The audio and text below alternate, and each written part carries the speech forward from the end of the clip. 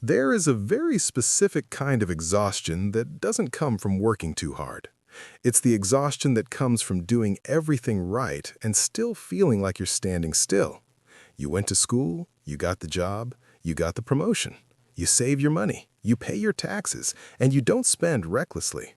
And yet, when you look at your life, you realize you've reached a level that feels less like a plateau and more like a cage. You're comfortable, sure. You aren't worried about where your next meal is coming from, but you've noticed that no matter how much more you earn, the next level stays exactly the same distance away. It's like there's a glass pane just inches above your head. You can see the light through it, you can see people walking on top of it, but every time you try to stand up straight, you hit your head. This is the invisible ceiling of the middle class. And tonight, I want to talk about why that ceiling exists, why it's getting thicker, and why the very habits that got you here are the same ones keeping you stuck.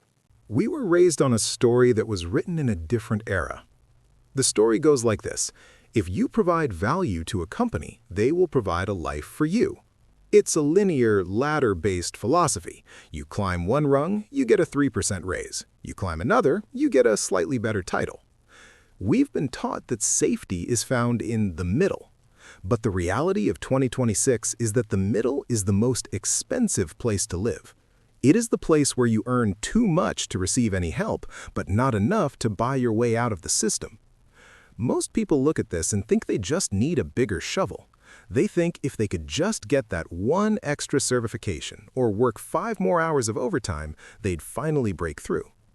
But you can't break a glass ceiling with a shovel. You have to understand the physics of why it was built in the first place. When we talk about the middle class, we aren't just talking about a bracket on a tax form. We're talking about a psychological state.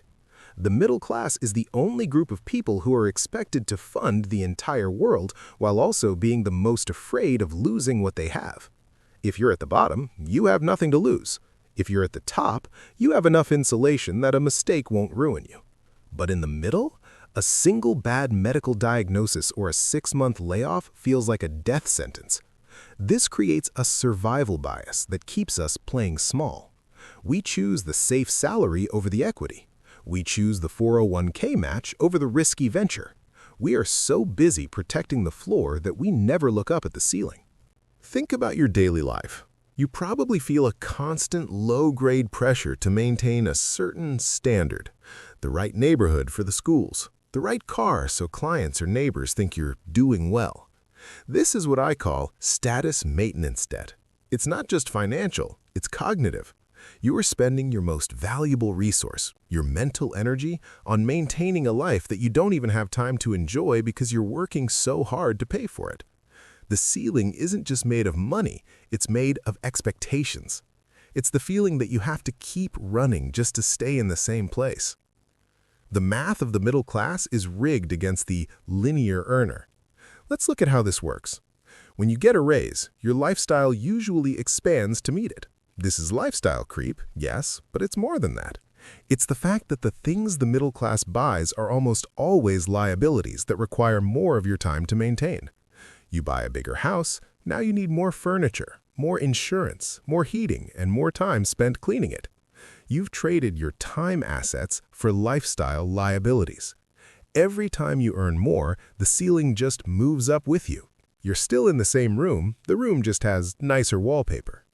And then there's the taxation of the productive. In most modern systems, the middle class pays the highest effective price for their lives. You don't have the loopholes of the ultra-wealthy, and you don't have the subsidies of the poor. You are the engine of the economy, but you are also the fuel.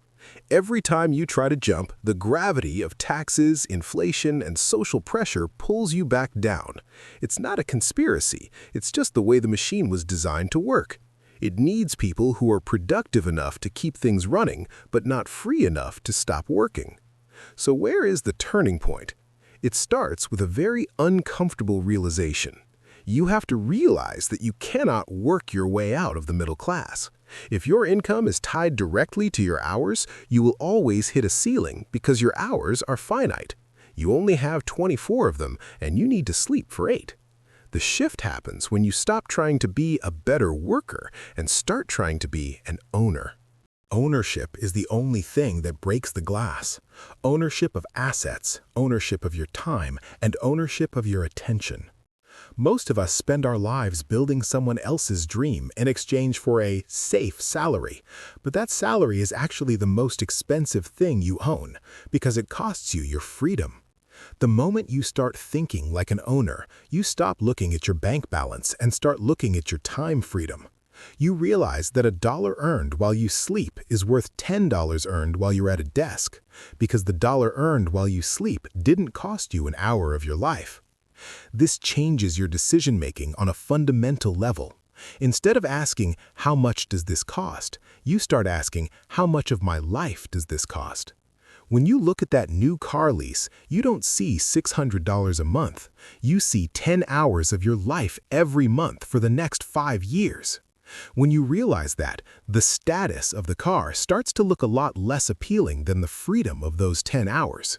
You start to value understated wealth over visible success. Practical application here isn't about some hustle culture nonsense where you work 3 jobs and never sleep. That just reinforces the ceiling. It's about strategic subtraction.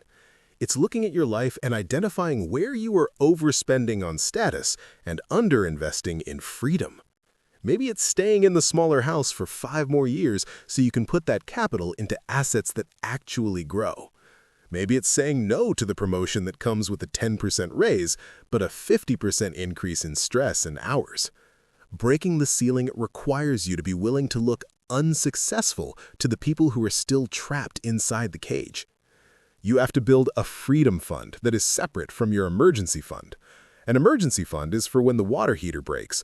A freedom fund is for when you realize you've been in the wrong room for a decade and you need the capital to walk out the door and start something of your own. It's the money that allows you to say no to a boss or yes to an opportunity. I want you to take a second and just breathe. If you feel that pressure in your chest right now, that's okay. It's the sound of you finally noticing the glass. Most people go their whole lives without ever looking up. They just think the world is naturally this height. But you've seen it now. And once you see it, you can't unsee it. You are smarter than the systems that want to keep you stuck. You have skills, you have experience, and you have a perspective that the world needs. Don't let your anxiety tell you that you're failing. You aren't failing. You're just outgrowing your environment. The middle class is a wonderful place to visit, but it's a terrible place to stay. It's a waiting room, and the door is only locked from the inside.